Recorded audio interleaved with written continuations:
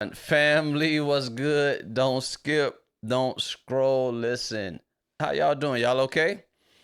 This is Taurean. I wanted to make sure that I introduce myself for those who didn't know me. That's the first thing. And I want to tell you guys, thank you so much for all your love, your shares, your support, your saves, all that you guys have done on these social media platforms, okay? And I do believe that you do deserve a level of context to these videos that you're seeing, these messages that you're coming across. Years ago, one of my former pastors told me, he said, sometimes God puts you in the dark for you to be the light.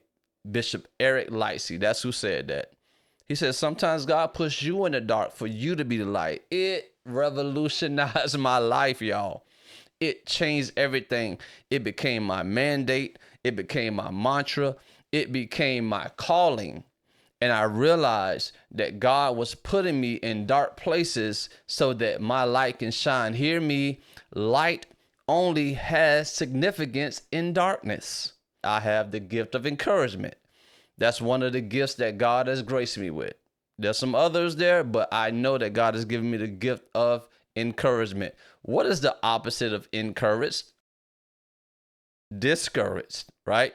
So therefore, yes, I'm going to be an encouragement for people who might just need that little push in the back. You might just need that video just to give you a little push, right?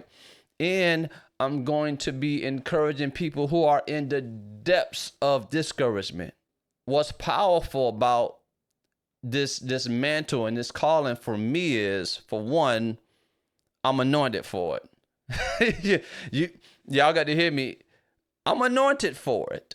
And I'm confident in that because at the end of the day, a lot of people try to take on assignments they haven't been anointed for.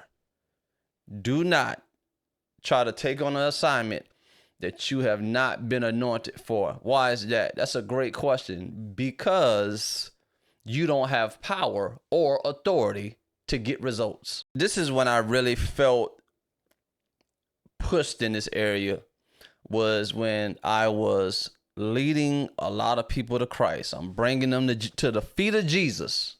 We getting them there, but that's not the end. There is a need for discipleship.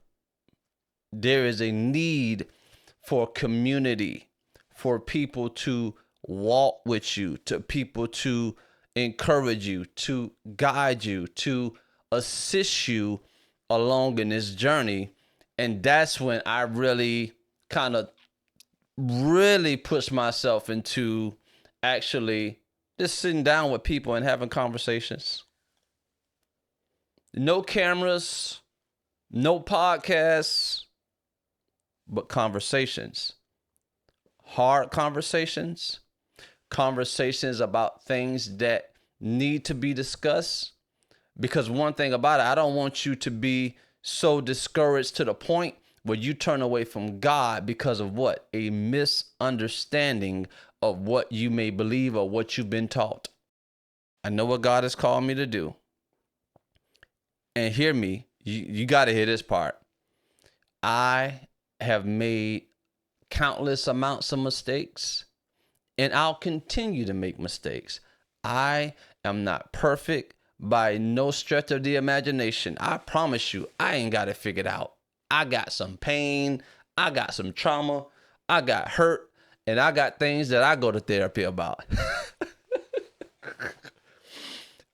But I do know this. I know that wounds can serve for wisdom for somebody else.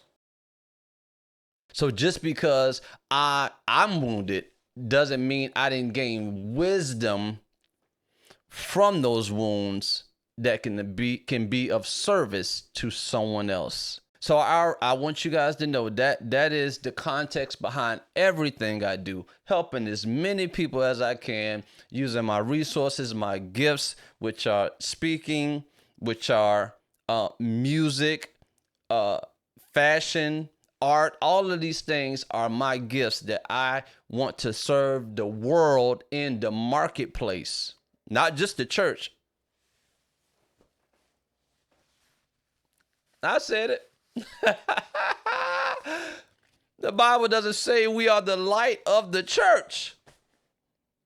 We are the light of the world. Let's embrace that. Let's embody that. Let's be that.